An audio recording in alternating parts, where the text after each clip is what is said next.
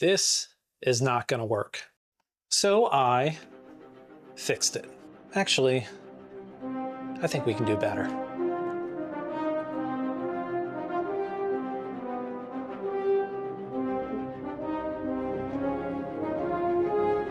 Yeah, I think that fixes it.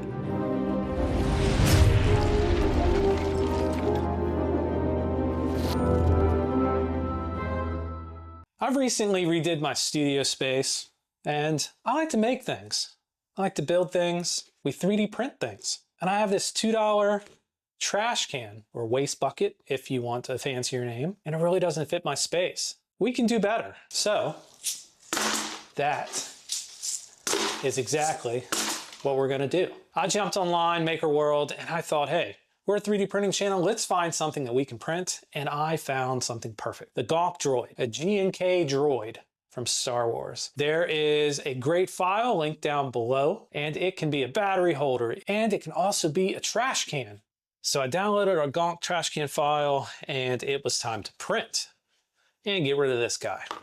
Sunlu provided some PLA 2.0 for this project. It works really good. Now it's time to pick which printer we're going to use. I have decided I'm going to use my H2D to H2C conversion that I did recently, and I think this is a great test for that printer.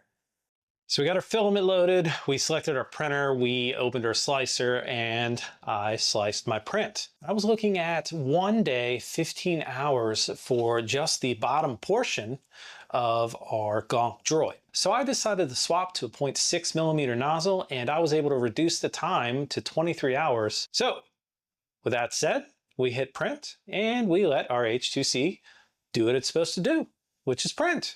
And we waited and we waited, we grabbed some coffee, and we waited some more. And then guess what? It was finally done. Now it's time to see what it looks like. You guys excited? Let's check it out.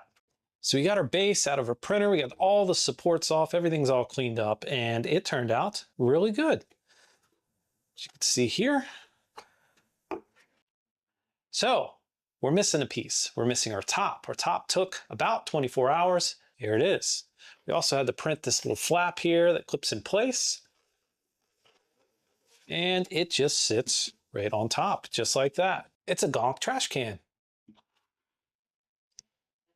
Not too bad. So I sat here and I looked at this for a little bit and I thought, man, this is pretty good. It looks great, but it really didn't have that wow factor for me. So I decided to do one bigger. This was 150% scale. I really couldn't do anything more scale-wise, X and Y direction, but I was able to scale up in the Z direction. So I went to 210%, which tops out the H2C at about 320mm of total height. So this one was a day and 5 hours to print, and I think it was worth every second. Almost double the overall volume of our trash can, and I think this thing looks really good. What do you guys think? Comment down below, let me know what you think. Let me know if this would be a project that you guys would do. And if it isn't, what would you print for a trash can? I'm curious. So let me know. Comment down below. And don't forget to like and subscribe. Always good. So I used about $20 worth of filament for this project to replace a $2 trash can. Financially, makes 0 cents. None at all. But you know what? We like to print things, and none of us get into 3D printing because it's the most cost-effective method to replace something or build something cool. We do it because we end up with stuff like this instead of this. And what better reason to make a Gonk trash can? So at the end of the day, this was a fun project to do. I just wanted to change something up in my studio space, and I think I accomplished that perfectly. Big